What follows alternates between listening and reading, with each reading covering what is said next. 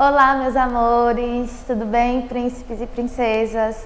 Estamos aqui para retomar nossas aulas, né? Mais uma aulinha gravada para que a gente consiga colocar o nosso conteúdo em dia e ainda ter um contato mais próximo. Vamos lá. Hoje nós vamos falar sobre os tipos de sujeito. Conteúdo lá do capítulo 12, início do livro 4 de vocês, certo? Antes de a gente saber o que é o tipo de sujeito, a gente precisa entender uns conceitos básicos dentro da oração, tá? Que são os termos da oração. A oração é dividida em 4 termos: termos essenciais, termos integrantes, termos acessórios e o termo independente da oração.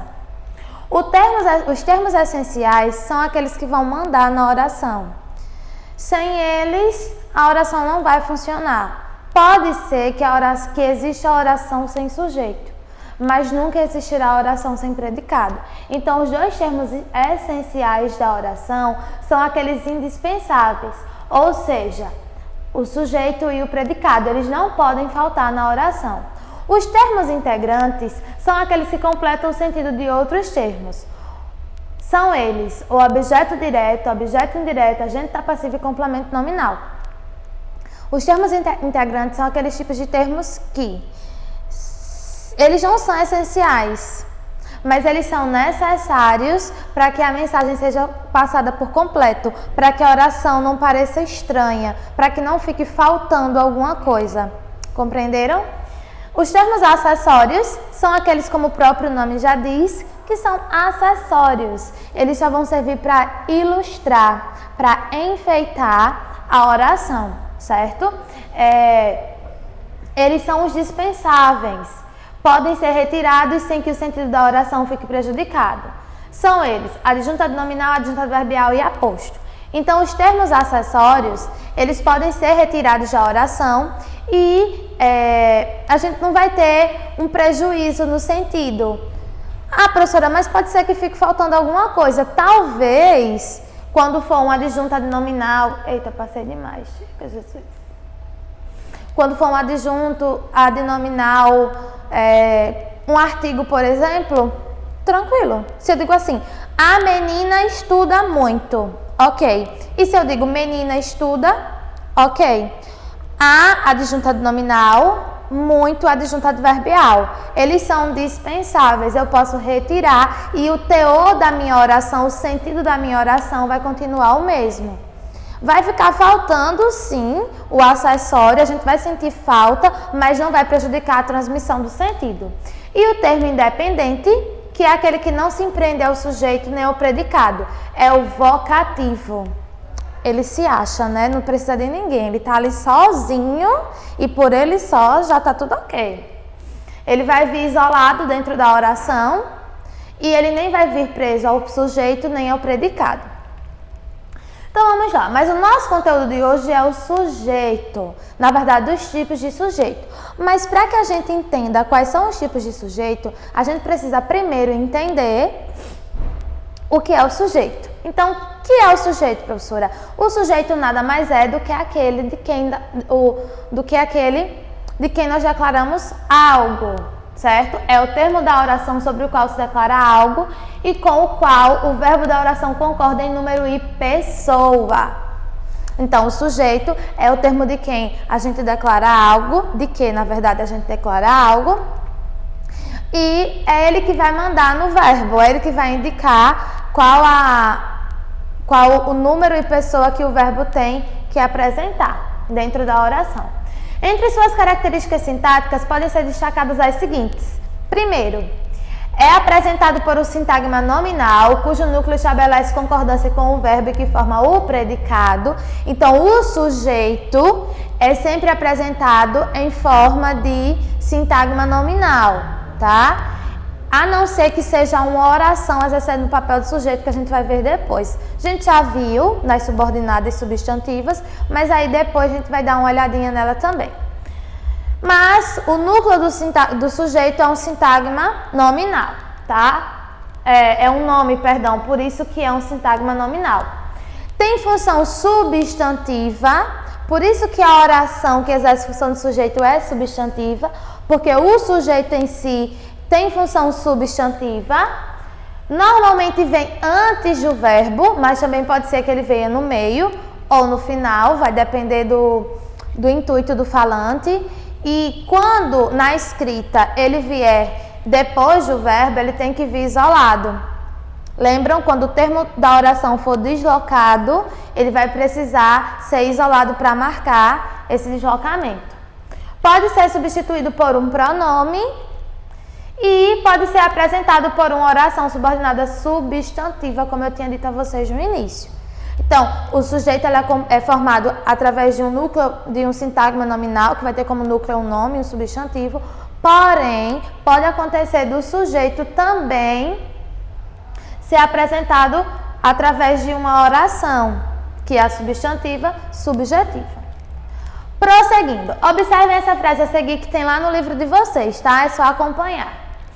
Sintagma o filósofo escreveu um importante dicionário. Nós temos aqui, quem é o meu sujeito? Aí eu preciso perguntar o verbo, que é escreveu. Quem escreveu?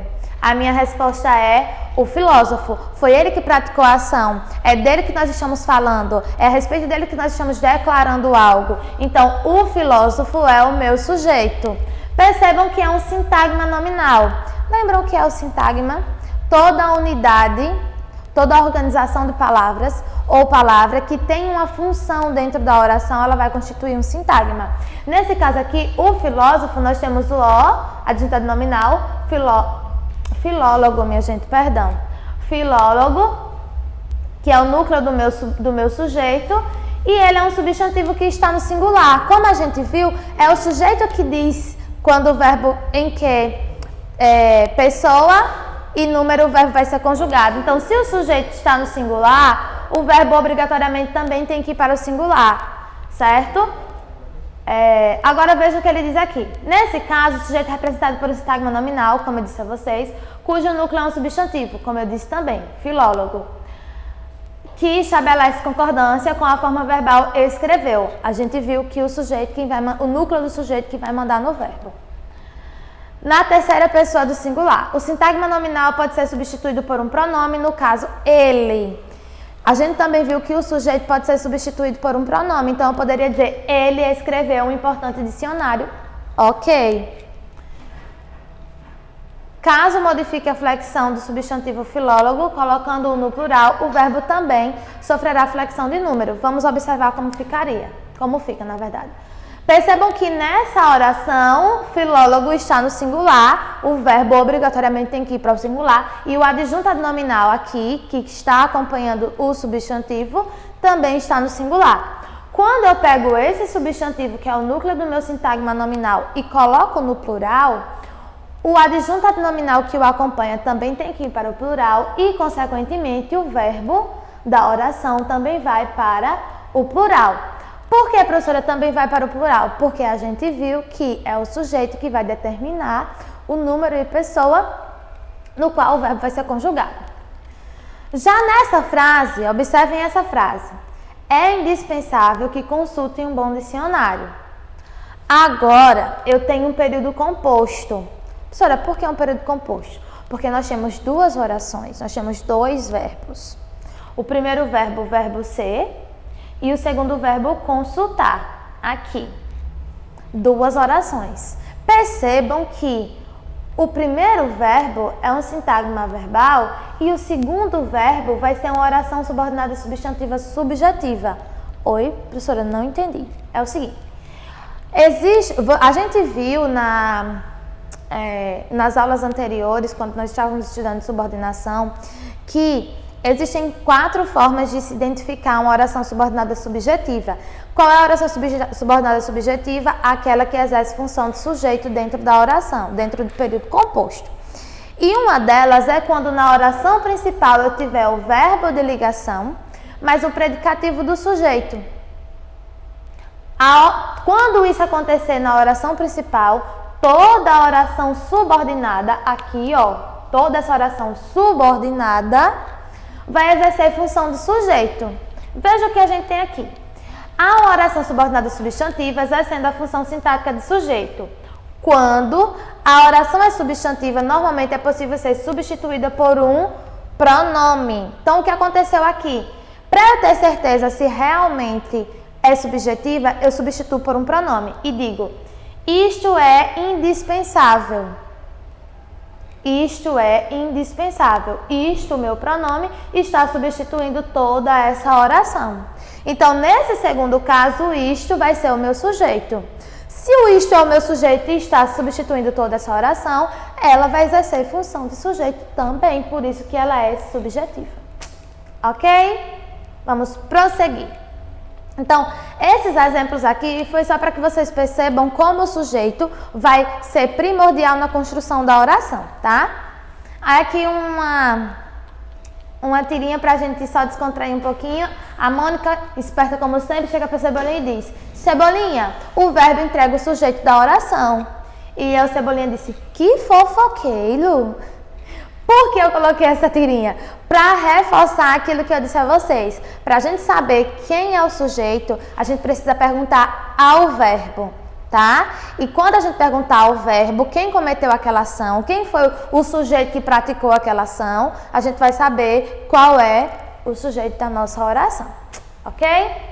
Prosseguindo. Então, chegamos ao nosso conteúdo da aula, que é tipos de sujeito.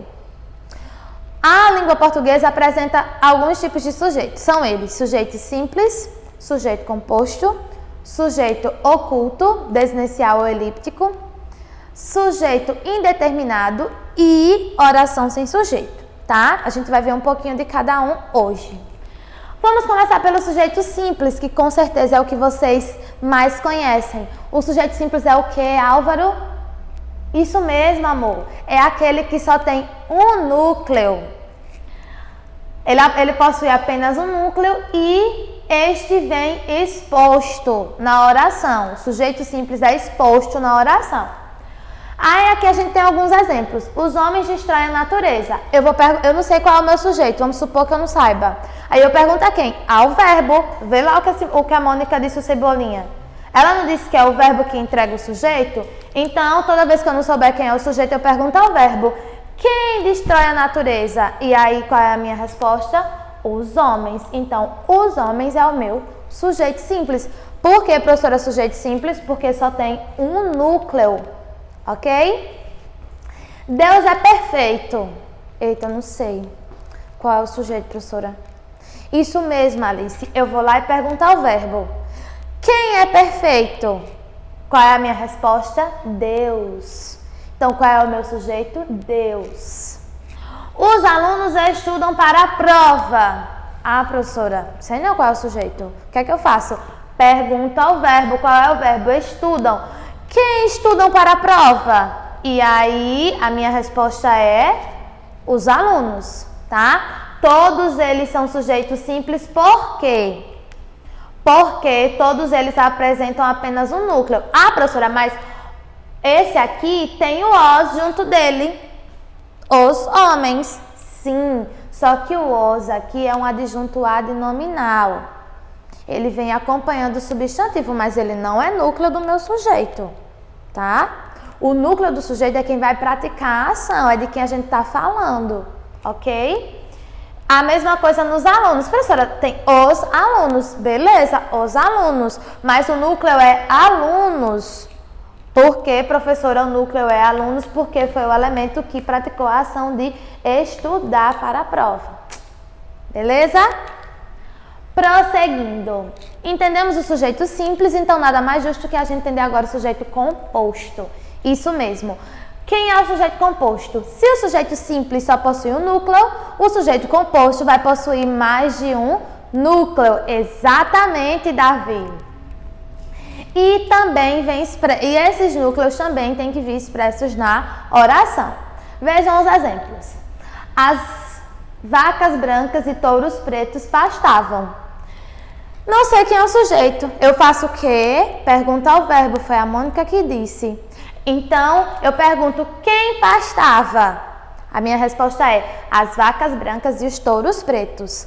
Então, qual é o sujeito da minha oração? As vacas brancas e os touros pretos. Percebam que não é só as vacas que cometem a ação, muito menos os touros. Os dois cometem a ação de pastar. Então, nós temos dois núcleos. Se nós temos dois núcleos, sujeito composto. A mesma coisa acontece aqui. A cegueira e a pobreza lhe torturavam nos últimos dias de vida. Era apenas a cegueira que torturava? Não. Era apenas a pobreza que torturava? Também não. Quem torturava? A cegueira e a pobreza. Se são dois elementos praticando a ação, sujeito composto. O mesmo aconteceu em fome e desidratação, são agravantes das doenças daquele povo. Quais são os agravantes? Fome e desidratação. Beleza? Por fim, eu e a turma fomos ao jogo. Eu fui sozinha ao jogo? A turma foi sozinha? Tanto fui eu como a turma ao jogo. Então, se esses dois termos cometeram a ação de ir ao jogo, o sujeito é composto por ter mais de um núcleo. Professora, e se fosse assim? Laura, a turma e eu fomos ao jogo. Nós temos 3 elementos. Continua sendo composto, sim. Se for mais de um elemento praticando a ação, é sujeito composto. Ok? Chegamos ao sujeito oculto, que também pode ser chamado, vocês podem encontrar em gramáticas e livros e videoaulas, as seguintes nomenclaturas: sujeito elíptico ou desinencial, tá? Todos eles podem ser chamados de sujeito oculto. Mas o que é o sujeito oculto, elíptico ou desinencial, professora? É aquele sujeito que é determinado pela desinência verbal e não aparece explícito na frase, dá-se por isso o nome de sujeito implícito. Lembra que eu disse que o sujeito composto e o sujeito simples são explícitos? Os núcleos têm que aparecer? Pois é, por que eu marquei isso? Porque no sujeito oculto não aparece. Sim, como é que eu sei quem é o sujeito? Pela desinência do verbo. Tá? Ó, estamos sempre alertas com os aumentos abusivos de preços. Estamos, quem é o verbo? Estamos. Quem estamos? Eu pergunto ao verbo. Ele vai me dizer nós. Ah, professora, mas o nós não apareceu. Sim, mas eu compreendi que era nós através da desinência verbal, porque o verbo está na primeira pessoa do plural. Então, quem praticou essa ação aqui, na verdade teve esse sentimento aqui, ó, esse estado, fomos nós. Nós estamos sempre alertas. Então, o sujeito é nós, mas como ele não aparece, a gente subentende devido à desinência verbal, ele é oculto. A mesma coisa aconteceu aqui. Quero que meus pais cheguem de viagem o mais rápido possível. Quem quer que os pais cheguem de viagem o mais rápido possível? Eu. Ah, professora, mas o eu não apareceu. Sim, mas eu sei que esse verbo aqui está conjugado na primeira pessoa do singular. Eu. Ela veio escondidinha aqui. Eu costumo dizer que ela está escondida atrás do verbo. Ela está escondidinha ali atrás do verbo. Beleza? Estudaremos toda a matéria. Qual é o sujeito nós? Por que o sujeito é nós, professora? Porque eu vou ao verbo quem estudará toda a matéria e o verbo vai me dizer nós.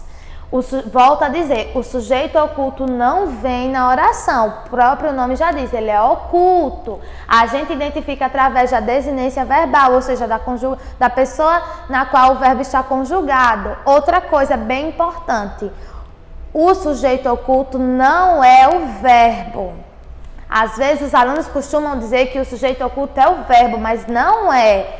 Isso tudo aqui é o predicado. O sujeito não apareceu, ele veio lá, ele está lá escondidinho, ele é oculto, nós. Mas eu não vou dizer que o sujeito é o verbo, ok? O sujeito é nós. E o verbo faz parte do predicado.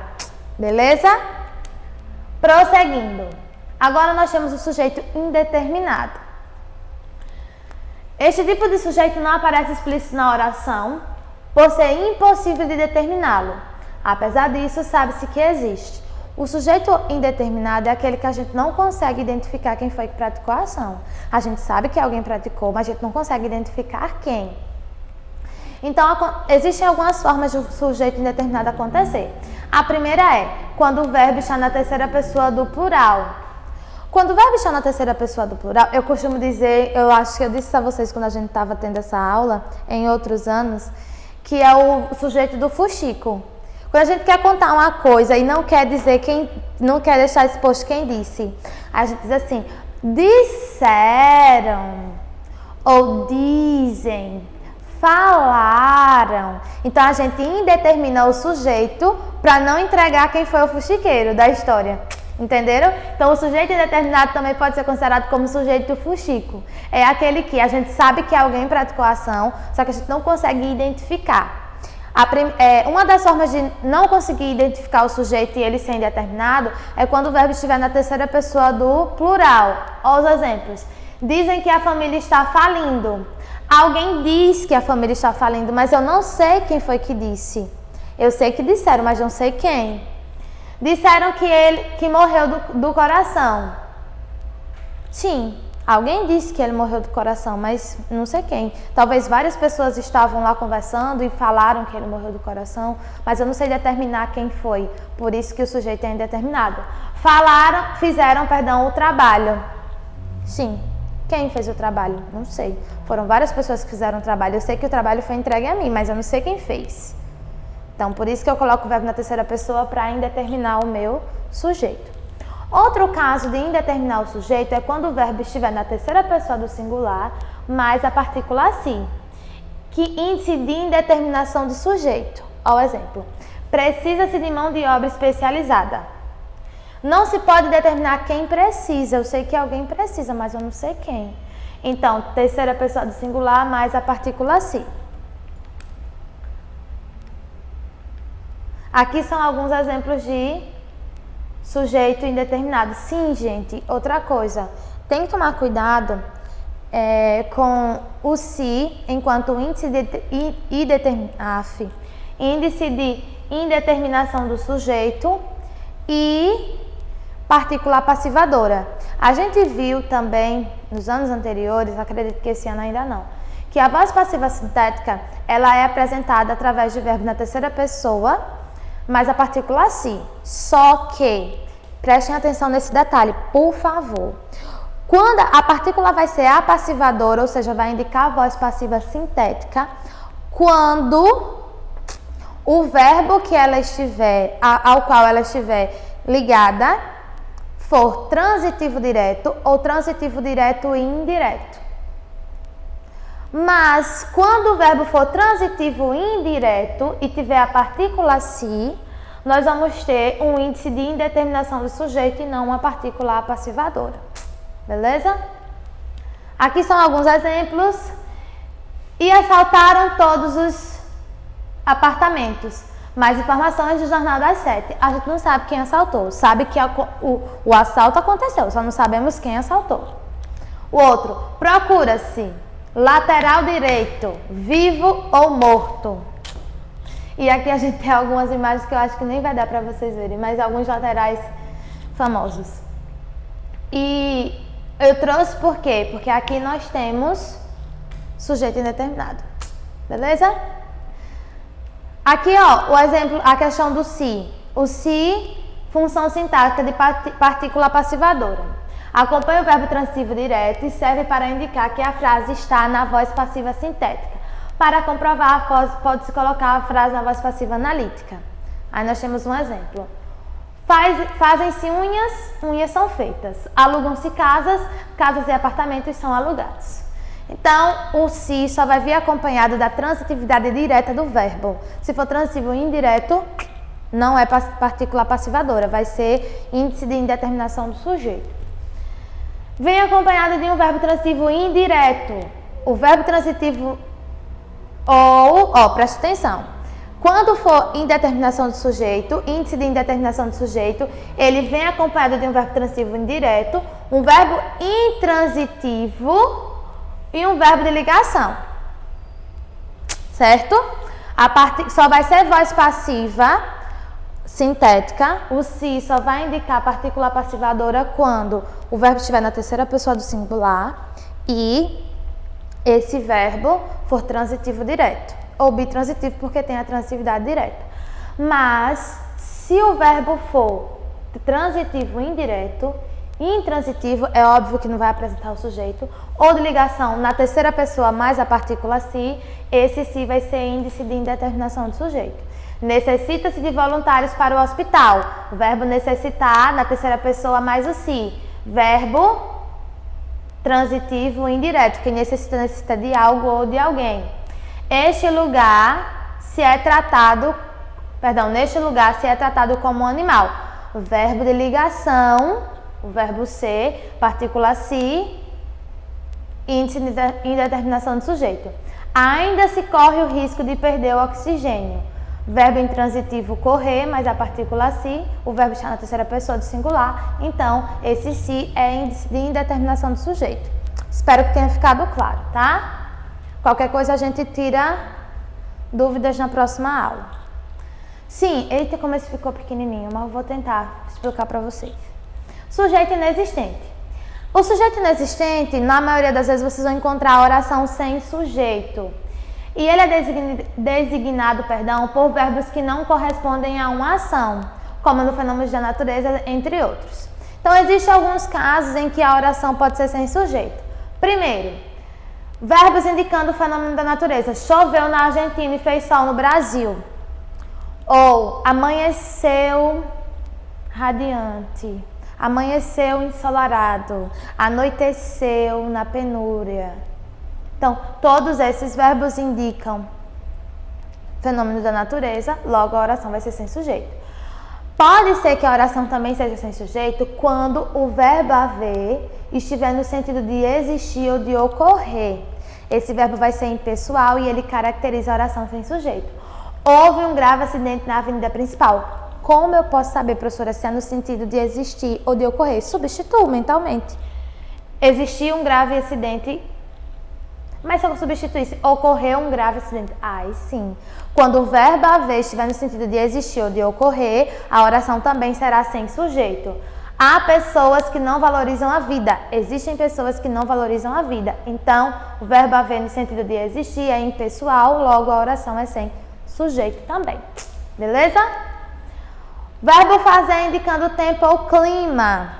Faz meses que não a vejo. Indica o tempo.